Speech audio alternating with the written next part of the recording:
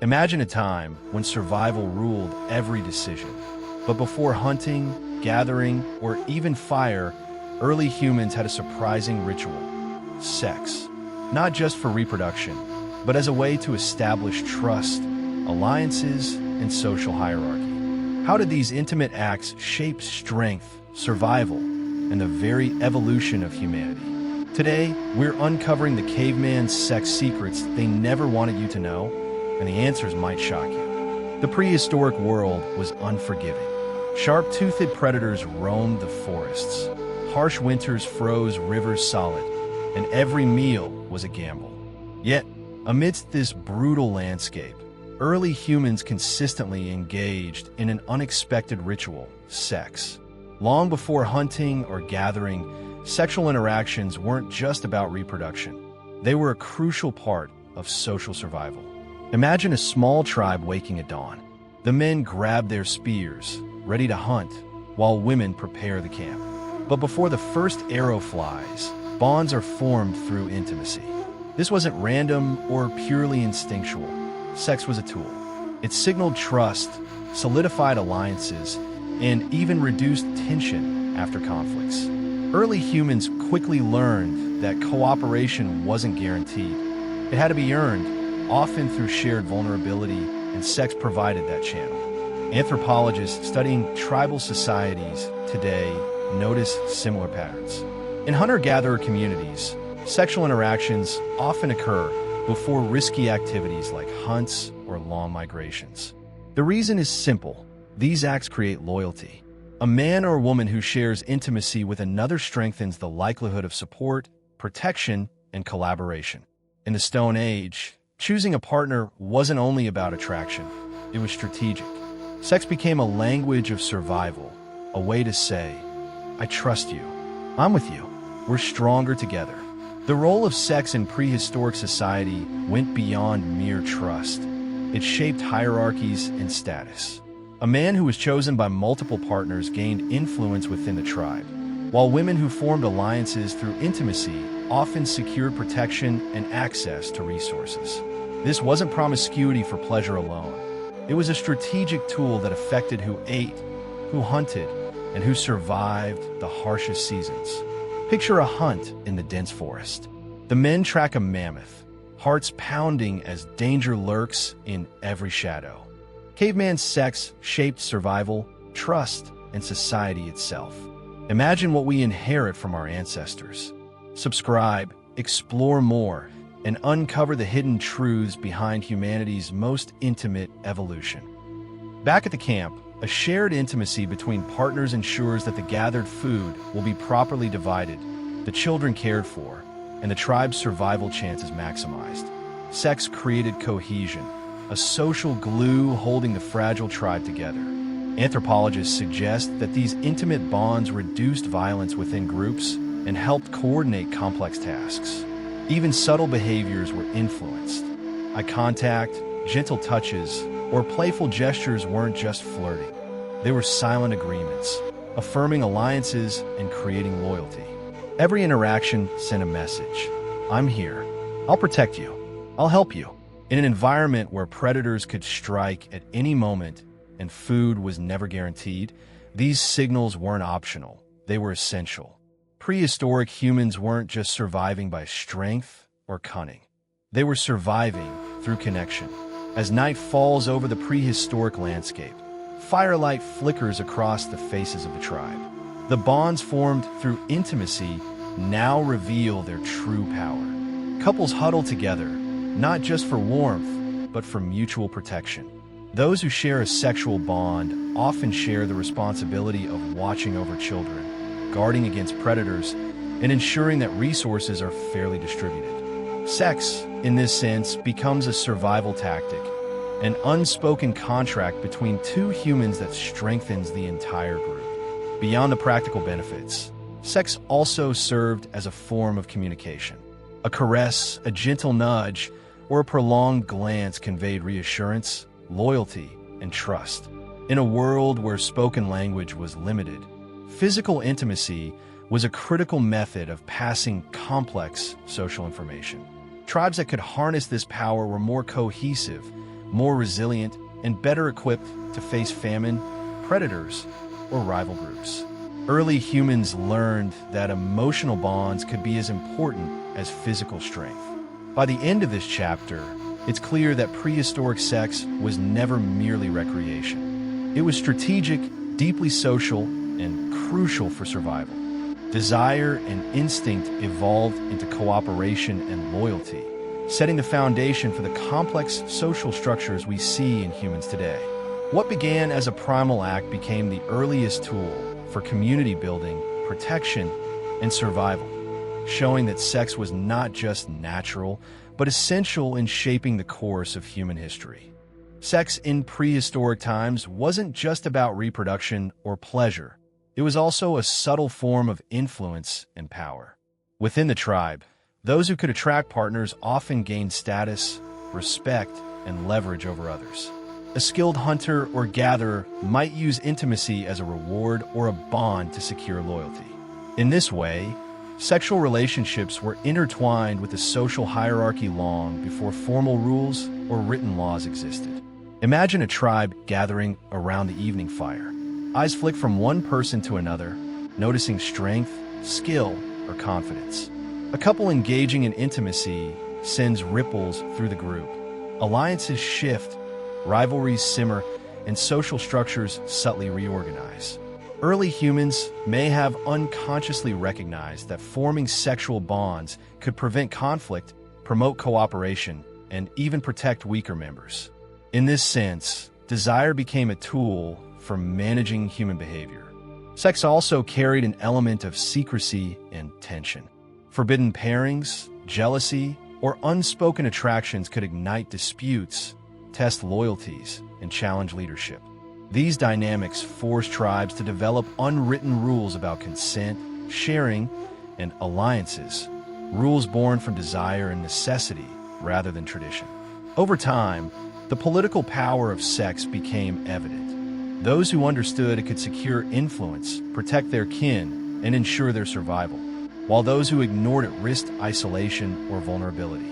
Beyond the firelight, in the hidden corners of caves, or beneath the dense forest canopy, sexual interactions also served as an early form of negotiation. A hunter returning with a rare kill might offer it not just as food, but as a subtle signal of interest or favor toward a particular mate. These gestures weren't purely romantic. They carried strategic value. By rewarding loyalty or demonstrating generosity, early humans could strengthen bonds, form protective partnerships, and even influence the decisions of others within the tribe. Sexual bonds could also act as conflict resolution tools. Rivalries over territory, resources, or leadership sometimes threatened to escalate into violence. In these moments, intimate alliances helped de-escalate tensions. A union between individuals from different factions might bridge gaps, prevent disputes, and create unexpected alliances. In effect, sex became both a social glue and a silent weapon, shaping the tribe's structure as much as any spear or hunting skill. Even the act of selecting a mate revealed social intelligence. Early humans observed strength, resilience, and kindness, often using sexual attraction to reward desirable traits. Those who understood the social power of intimacy could gain influence without overt aggression. Over generations, this understanding likely contributed to the evolution of empathy, trust, and cooperative behavior, qualities essential for group survival. In a way, sex was an unspoken curriculum in the school of early human politics. As tribes grew, sexual dynamics became even more complex. Pairing wasn't just about attraction, it was a survival strategy. Those who could form and maintain strong bonds often thrived, while solitary individuals faced greater risks from predators, scarcity, or social exclusion. The ability to navigate sexual alliances, balance jealousy, and interpret subtle cues became an essential skill. Leaders weren't always the strongest fighters. They were often those who could manage relationships, form loyalties, and maintain peace. Sex also left its mark on cultural evolution. Rituals, taboos, and mating customs emerged, often encoded in stories, dances, or early symbolic art.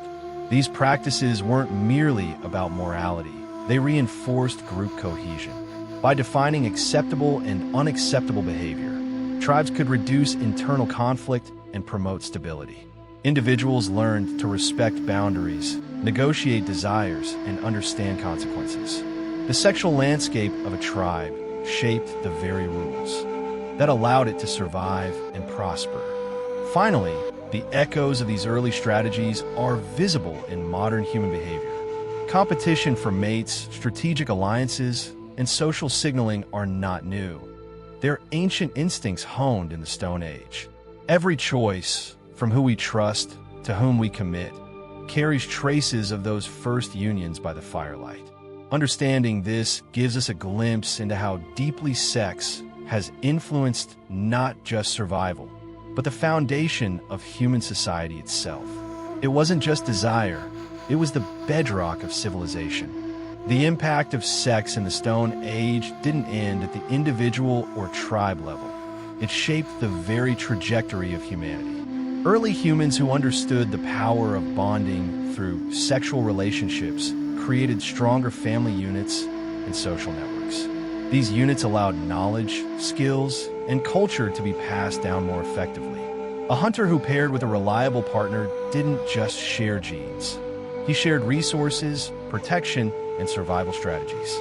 Even more fascinating, sexual behavior influenced migration patterns. Tribes moved strategically, not just to follow food, but to expand genetic diversity. By mating with distant groups, early humans avoided inbreeding and strengthened their chances of thriving. Sex was more than pleasure. It was a biological and social strategy intertwined with survival. This foundation of cooperation and trust became a blueprint for the future, teaching our ancestors how to build communities that could withstand the harshest environments. Finally, these early dynamics laid the groundwork for complex human societies. Desire evolved into attachment, attachment evolved into commitment, and commitment eventually became the cornerstone of culture.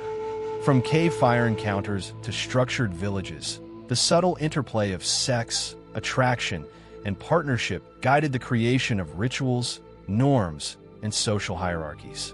Without these lessons learned in the shadows of ancient forests and caves, civilization itself might have taken a different path. Sex in the Stone Age also sparked the earliest forms of symbolic communication. Think about it. Exchanging gifts, decorating the body, or creating small carvings wasn't just art. It was a way to express desire, loyalty, and status within the tribe. A hunter offering a carved bone to a partner wasn't just showing off skill. He was signaling commitment, protection, and care. These gestures of intimacy became social currency, influencing relationships and hierarchies within the group. Moreover, the physical act itself reinforced trust. Early humans relied heavily on teamwork, hunting, gathering, defending territory, and the bonds formed through sexual connection strengthened cooperation. Those who shared intimacy often coordinated better, looked out for each other, and survived more effectively. In essence, sex became a training ground for social intelligence. Learning to read body language, anticipate needs, and build alliances that went beyond immediate survival. Interestingly, these practices began to influence early storytelling. Cave paintings, myths, and chants frequently contained subtle references to union, fertility, and connection. These weren't just fanciful tales.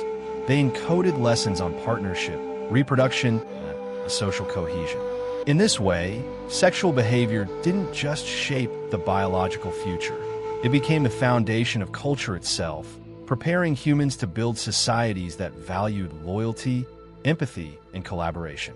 By the time early humans were forming stable communities, sex had evolved from a mere survival tool into a complex social mechanism. It influenced leadership, alliances, and even conflict resolution. Tribes often rewarded loyalty and cooperation with sexual or romantic bonds, strengthening group cohesion. Those who could navigate intimacy wisely often gained influence, as their partnerships ensured stronger, more resilient family units. In other words, sex became intertwined with power, trust, and survival strategy. These primitive behaviors also laid the groundwork for long-term pair bonding. Humans began valuing more than immediate physical gratification. They sought trust, protection, and companionship. This shift allowed children to grow up with more reliable caregivers, increasing survival rates. Sexual intimacy wasn't just about pleasure. It became a cornerstone of human development, shaping both personal relationships and the broader evolutionary path. Finally, this legacy echoes into modern times. Our instincts, rituals, and even cultural norms around sex can trace back to these earliest humans.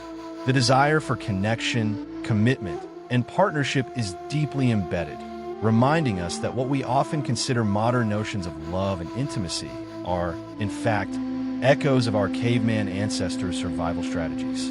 Caveman sex wasn't just raw and instinctual. It was the foundation of civilization itself.